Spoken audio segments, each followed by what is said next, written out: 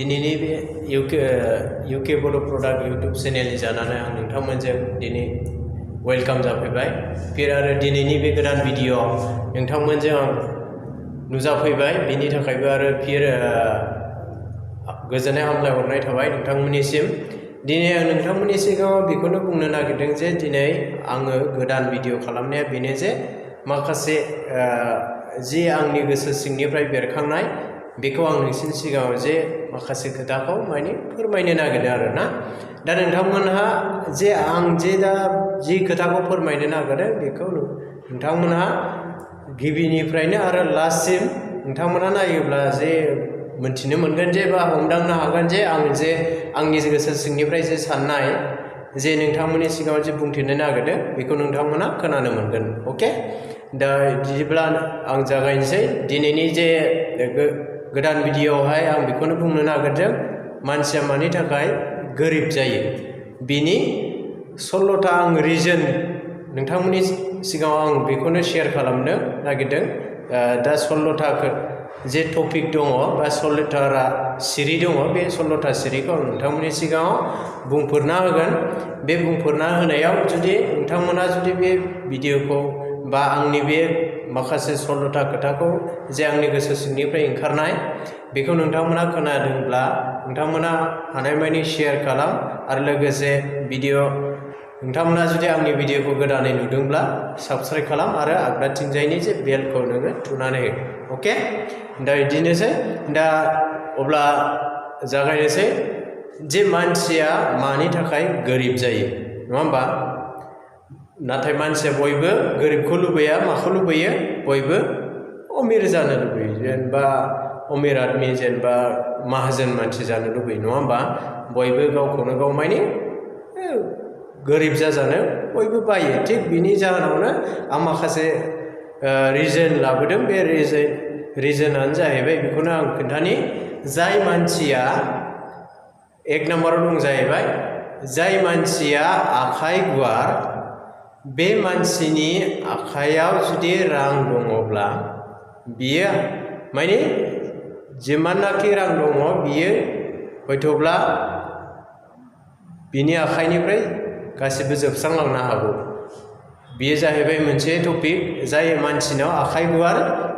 बे मानसिनि आखाइयाव जेब्लाबो राङा मा जायानो आखाइयाव थाफ्लायबाय थाया बे रिजन मोनसे बेनि सेकेन्डआव दं जाहैबाय नैथियाव दं जाहैबाय मानसिनि गोसोआव साननाया बाराब्ला बा मानसिनि जिउआव बांद्राय सानफ्लेबाय थायोब्ला बेनिफ्रायबो नोङो मा जानो हागौ खहा जानो हागौ मिथिबायना बांद्राय जुदि सानफ्लेबाय थायोब्ला नोङो माबोरै खहा जानो हागौ होननानै बुङोब्ला जुदि नोंनि देहायाव मा जानो हागौ बेमार सोमजिनो हागौ जुदि नोंनि देहायाव बेमार सोमजियोब्ला मा जालांनो हागौ नों निजेनो बेमाराव गोग्लैनो हागौ दा जुदि नों बेमाराव गोग्लैयोब्ला नों न'आवथ' थानानै हामखानाय नङा होमबा नों डक्टरनाव लांनांगोन जुदि डक्टरनाव लाङोब्लाथ' नोङो जिर' बेलेन्सजोंथ' नों डक्टरनाव लांनो हाया मानोना नोङो फैसा जिमाननाखि नोंनि पकेटाव दङ बेखौ नों गारनांगोन आरो लोगोसे जुदि बेमारा हामाब्ला बेनिफ्राय आरो मालायनाव लानांगौ गोनां जागोन बेनिफ्राय आरो दाहार जेनेबा फैसाया नोंना जिमान दं गासिबो थांजोबगोन दा बेबो मोनसे दा रिजन नाम्बार 3आव दं जाहैबाय नोंनाव जुदि फैसाया दंखायो नोंनाव जुदि फैसाया दङ दा बे फैसाया दङब्ला नोङो आंनाव फैसा दंखायो होननानै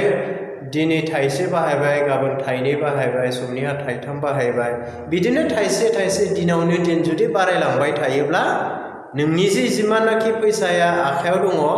बियो लासैनो मा जालांगोन जोबस्रांनायनि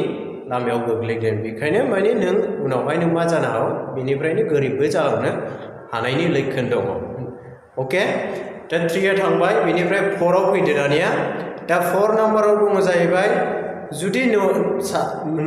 नोंथांमोननि न'खराव सोरबा सासेया जुदि टेनसन एभ्रि डे बा एनि टाइम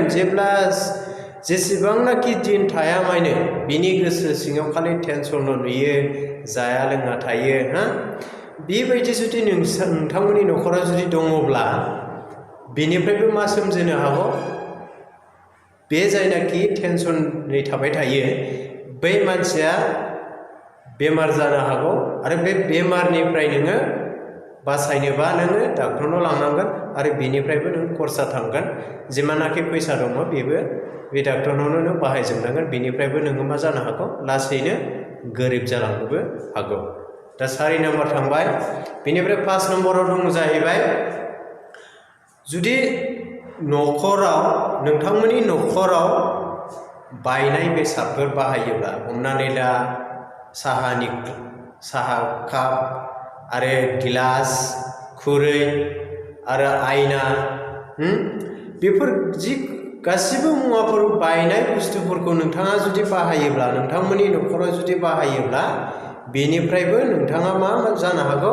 जे बायनाय बुस्थुआव जे थानाय मैला बियो नोंनि देहा सोलेराव हाबफैनानै हयथ'ब्ला बे बायफ्रामनानै थानाय बुस्थुखौ नों जुदि बाहायोब्ला हयथ'ब्ला नों बै समाव जेब्लानाखि बायबाय सिङाव थांबाय जि बुस्थुखौ नोङो बे बायखानाय बुस्थुआव जुदि नों बाहायनायाव नों बे बायनाय बुस्थुआ नोङो सिङाव गलांब्ला हयथ'बा नों मोनजानोबो हागौ बेनिफ्राय नोङो मा जानो हागौ नोंनि देहा सोलेराव मा जागोन बेराम सोमजिगोन बेफोरनिफ्रायबो नों मा जानांगोन हयथ'बा न'खराव बिनिफ्रायबो नों जोबस्रांलांनो हागोन आरो बेखायनो मा खालामनाङानो न'खराव जुदि बायनाय बेसादफोर दङब्ला जिखुनु बायनाय बेसाद ग्लासानो होन बा साहा लोंग्रा कापानो होन जिखुनु बायनाय बेसाद बुस्थुखौनो नों मा खालामनाङा जुदि नोंहा जुदि फैसा दङब्ला नों गोदानै बायनानै बाहायनानै ला खिन्थु बायनाय बुस्थुखौ नोंथाङा बाहायनो नाङा बेनिफ्रायबो नोंहा गोबां खहा जानो हागौ आरो बेनिफ्रायनो नोङो मा जानो हागौ रां रुफाया थोस्लाबि जानो हागौ आरो बेनिफ्राय गोरिबनिफ्राय गोरिब जालांनायनि लैखोना बाहायबो दं नम्बर 5 आव थांबाय बेनिफ्राय नम्बर 6 आव दङ जाहैबाय मानसिया बयबो उन्दुयो नङा होमबा मानसिया बयबो उन्दुयो नाथाय नों उन्दुनायावबो माखासे मा थायो फर्मुलाफोर थायो नङा होमबा जेरैहाय जोङो गोसोबायदि उन्दुलाबायो नंगौना नाथाय मानसिया माबायदि उन्दुनाङानो माब्लाबाबो खुग्लुबनानै उन्दुनाङा अके मानसिया खुग्लुबनानै उन्दुयोब्ला बेनिफ्रायनो नों मा जानो हागौ नोंनि बिखायाव नोंनि बिखायाव हयथ'बा नोंनि खर'आव गोदोनायाव मा जानो हागौ हयथ'बा गोदोना एखमबा समाव मा जायो खेंख्रा जायो नङा होमबा नंगौना आरो बिखायाव जोङो मानो होनाय जायो प्रेसार होनाय जायो बिखायाव प्रेसार होनाय जायो किडनिकआव प्रेसार होनाय जायो बेखायनो जोङो मा होनो उन्दुनाय समाव जोङो मालाबाबो खुग्लुबनानै उन्दुनाङा दा जुदि नोंथांमोना जुदि खुग्लुबनानै उन्दुयोब्ला बेबायदि हुदाखौ गारनानै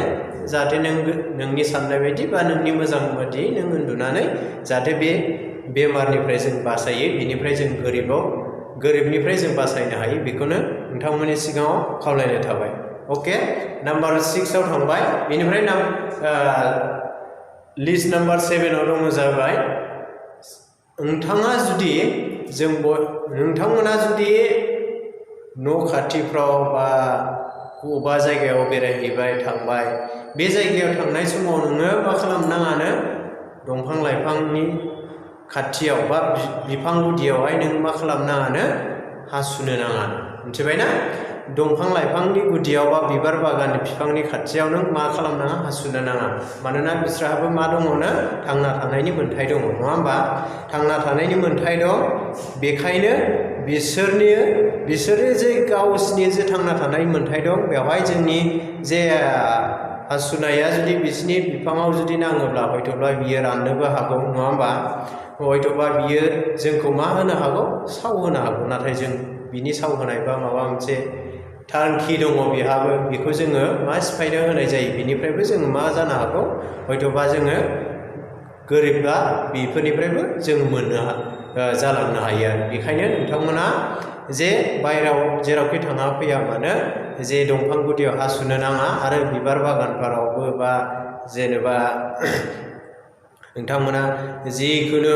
जायगा मोनबाय होनना हासुलाबायनो नाङा बेखायनो नोंथांमोनखौ जे खावलायनाय थाबाय नम्बर 7 आव थांबाय दानिया फैदो जोंना नम्बर 8 आव नम्बर 8 आव जाहैबाय जाय मानसिया उन्दुनायखौ बयबो मोजां मोनो नङा होमबा नंगौना जेनेबा आंबो मोजां मोनो एथसे नाथाय नोंथांमोनाबो मोजां मोनो जानांगौ उन्दुनायखौ नाथाय आं बेखौनो बुंनो नागिरदों नाम्बार 8 आव जे जाय मानसिया सान ओंखारजासे उन्दुबाय सान ओंखारजासे उन्दुबाय नाथाय नोंथांमोना जुदि जायनाखि गावहा डिउटी टाइम दङ हमनानै ला नोंहा जुदि खामानि मावथारनांगौ रां खामायनायनि गोनांथिथार अब्ला नोङो सान ओंखारजासे उन्दुबाय थाबाय जे सम जाजासिम उन्दुबाय थाबाय अब्ला नोंनि जे रां खामायनायनि सम बियो मा थांगोन बेकाराव थांगोन नङा होमबा दा बेनिफ्रायबो नोङो जुदि नों हदाय जेनेबा सानफ्रामबो जुदि नोङो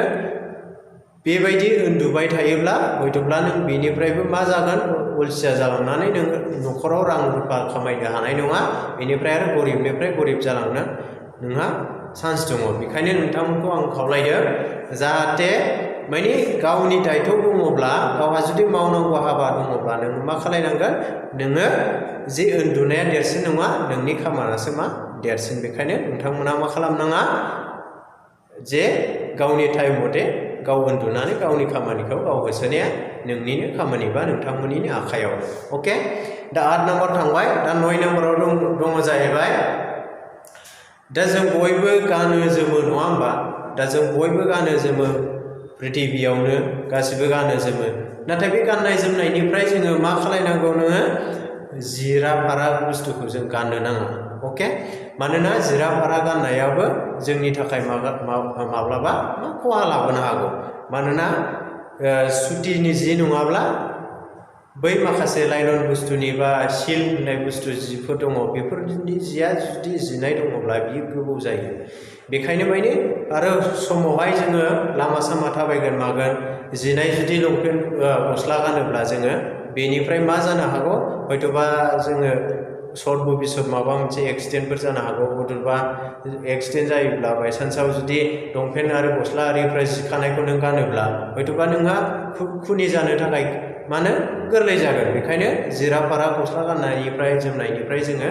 गावखौनो गाव साबधान लानाया मोजां बेबो मोनसे जाबाय बे जाहैबाय 9 नाम्बाराव दङ दा 10 नाम्बाराव दङ जाहैबाय मानसिया ना खोमसिनि गेजेराव मा खालायो सोरबाया मा खोमसिनि गेजेराव जोङो ओंखाम जानो नाङा नङा होमबा जों खोमसिनि गेजेराव ओंखाम जायो सोरबाया जेनेबा हमनानै ला हठात खरि लाइना थानानै होबाय दा जों बे खोमसि समाव जाबाय थाबाय नाथाय बे खोमसि समाव जुदि मासे एम्फौआ बा माबा मोनसे बुस्थुआ जोंनि बे ओंखामाव हाबफैनानै जों खोमसियावनो जुदि जों जायोब्ला बेनिफ्राय जों मा जानो हागौ बेमार सोमजिनो हागौ नङा होमबा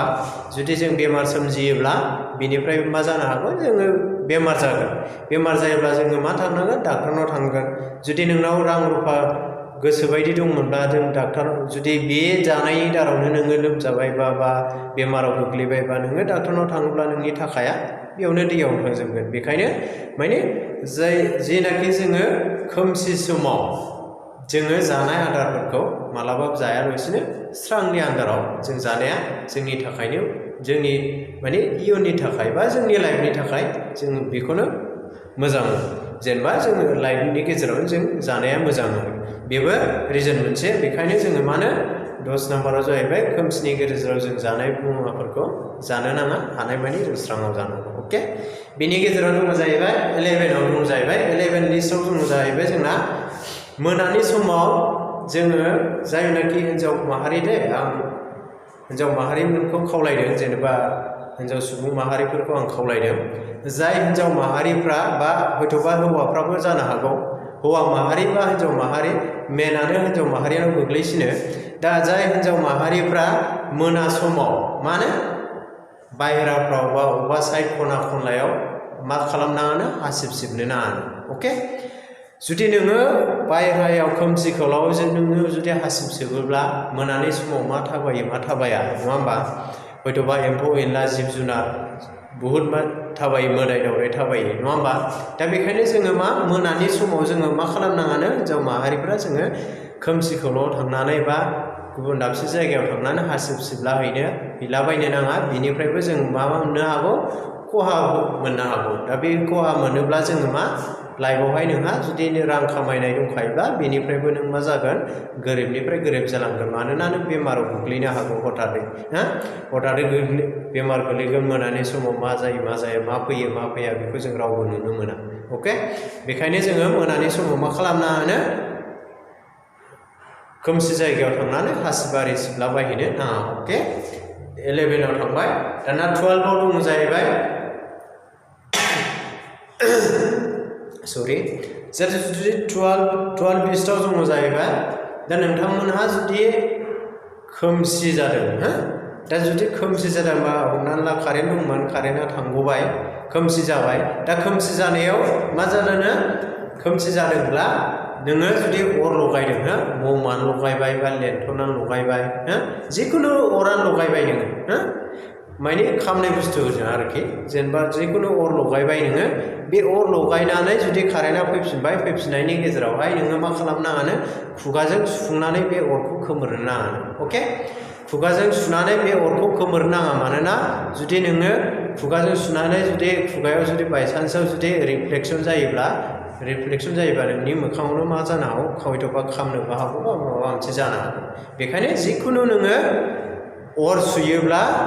माने नोंनि खुगाजों डाइरेक्ट खाथियाव थानानै नों सुनो नाङा माबा मोनसे मुवाफोर लानानै नों सुनो हागोन आरो अके दे 12 नाम्बाराव थांबाय बेनिफ्राय दङ जाहैबाय 13 नाम्बाराव 13 नाम्बाराव दं जाहैबाय बेनो जे नोंथांमोनहा जे जोङो बयबो इसोरखौ फालियो नङा होमबा दा जों इसोरखौ साखि दोननानै जोङो जे मानसिफोरनि सिगाङाव सोरबा साग्लाव मा खालायो बुंथिलाबायो ना आं इसोरनि समाय लानानै बुंखादों जे आं इदि जागोन इदि मोनगोन नाथाय नोङो मालाबाबो इसोरनि समाय लाखानानै नों मालाबाबो मिसा बाथ्रा बुंनो नाङा मिथिबाय मालाबाबो मिसा बाथ्रा बुंनो नाङा जुदि नों मिसा बाथ्रा बुङोब्ला नोङो मा जागोन हयथ'ब्ला इसोरा नोंनि सायाव नोंनावनो गोलैगोन नों जे बे इसोरनि सिगाङाव बुंनानै जे मालायखौ नंखाय बुंना होबाय बियो नोंनिनो आखायाव गोलैगोन बा नोंनिनो आथिङाव गोलैगोन बेखौनो होनदों नायदावनानै मुजुगोन गावनि आथिङावनो गोलैगोन होनना बुङो बेखायनो नोंथांमोना मा खालामनाङानो जे मा खालामनाङा इसोरखौ समाय लानानै खोथाखौ बुङोब्ला नोङो सैथोखौनो बुंनानै होनांगोन आरो अके दा मानो बा 13आवबो थांबाय दा 14आव दं जाहैबाय जोङो जुदि मानसिया थांनानै थानो थाखाय जों जाग्रा बेसाद बाहायो नङा होमबा जुदि जों जाग्रा बेसाद बाहायोब्ला मा खालायनांगौनो गिबियावनो जों मा खालामनांगोन आखाइखौ सुग्रोनांगोन आखाइखौ सुखांनायनि उनावहायसो जोङो मा जानांगौ बेसादफोरखौ जानांगोन जुदि नों आखाइ सुवालासिनो बेसादफोरखौ जायोब्ला मा जानो हागौ हयथ'बा बेनिफ्राय बेमार जानानै नोंनि बे देहायाव बेमार जायोब्ला नोङो डाक्टरनाव थांनो गोनां जागोन आरो नोंनि रां रुफाया गासिबो खहा जालांगोन बेनिफ्राय नोङो थाखा फैसानि प्रब्लेम जालांगोन अके बे जाहैबाय मा जाबाय 14आव थांबाय बेनिफ्राय 15आव दं जाहैबाय जुदि नोंथांमोननि न' जाग्रायाव बा जिखुनु न'आवनो साइडआवनो होन न'आव जुदि बेमाफोर बा माबा मोनसे एम्फौ एनलाफोर गोजौआव जुदि सोंनानै थाग्रा जिरादफोर दङब्ला बिसोरखौ हानायमानि बुखानानै दोन मालाबाबो न' सिङाव नोङो दोननो नाङा बेफोरनिफ्रायबो नों मा जानो हागौ हयथ'बा मोनानि समाव नोंनाव सिरि देरनानै बेनिबो खेबनो हागौ बा अरनो हागौ बे अरनायनिफ्रायबो नोङो मा जानो हागौ बे बेमाफोरनिफ्रायबो नोङो बेमार गोग्लैनो हागौ बेमार जुदि गोग्लैयोब्ला नोंनि रां रुफाया खहा जालांगोन बेनिफ्रायनो नों गोरिबनिफ्राय गोरिब जालांनाय नोंहाबो लैखोन थायो बेखायनो मा खालामनाङानो 15 नाम्बाराव दं जाहैबाय न' सिङाव बेमाफोर थानायफोरखौ नोङो बुखानानै दोननांगोन माब्लाबाबो नोङो जे बिसोरहाबो थांनानै थानांगौ होननानै नों साननो नाङा जे बाहेरायाव साइडआव थादों अरजाया जुदि नोंनि बिसिनायाव जुदि नोंनि न'आव जुदि दङब्ला नों बेखौ बुखानानै होनांगोन आरो अके दा लास्टआव दङ जाहैबाय 16आव दं जाहैबाय जाय मानसिया जौ जुवाजों गफबनानै थायो जाय मानसिया जौ जुवाजों गफबनानै थायो बे मानसिनि आखायाव मालाबाबो रां रुफा थानाय नङा आरो बियो मालाबाबो दोन दौलत जानो हानाय नङा बियो गोरिबनिफ्राय गोरिब जालांगोन बेखायनो मा खालामनो हानो जाय सुबुं माहारिफ्रा जोङो गावखौनो गाव मा खालामनो सानदोंब्ला गावखौनो गाव जुदि गोजौ खालामनो सानदोंब्ला नोङो मा खालामनाङानो जौ जुवाजों गफबनानै थानो नाङा जुदि जौ जुवाजों गफबोबा गावनि न'खरनि मा होनो जिमाननाखि थाखा फैसा दं रां रुफा दङ सना रुफा दङ धोन सम्पति दङ गासिबो मा जालांगोन जोबस्रांलांगोन बेखायनो मा खालायनाङानो जुदि जौ जुवाजों गफबोब्ला नोंहा रां रुफाया जोबस्रांगोन बेखायनो नोंथांमोना बे खामानिखौ मावाबा नोंथांमोननि थाखायनो गाहाम अके दा बेखिनियानो आं दिनैहाय 16टा टपिकनि खोथा होननानै आं गोसो सिंनिफ्राय सानखांनानै नोंथांमोननि सिगाङाव शेयार खालामबाय जुदि नोंथांमोनहा जुदि आंनि बे 16टा टपिकनि गेजेराव जुदि नोंथांमोना खोनानानै मोजां मोनदोंब्ला मा खालामनो साबस्क्राइब खालाम जायनाखि खालायखांबाय नोंथांमोना खालायनाङा आरो जायनाखि गोदानै आंनि भिडिअखौ बेखेवनानै नायदों अब्ला नोंथांमोना साबस्क्राइब खालाम लोगोसे आरो आगदाथिंजाय बेल दङ बेखौ थुनानै हो लोगोसे आरो शेयार खालाम हानायमानि जेसेबांनाखि हायो एसेबां शेयार खालाम आरो लोगोसे लाइक खालामनानै जाहाथे आंनि गोदान गोदान भिडिअआ नोंथांमोननि सिगाङाव गिबियाव सौफैयो बेखिनिसै थेंक इउ बाय बाय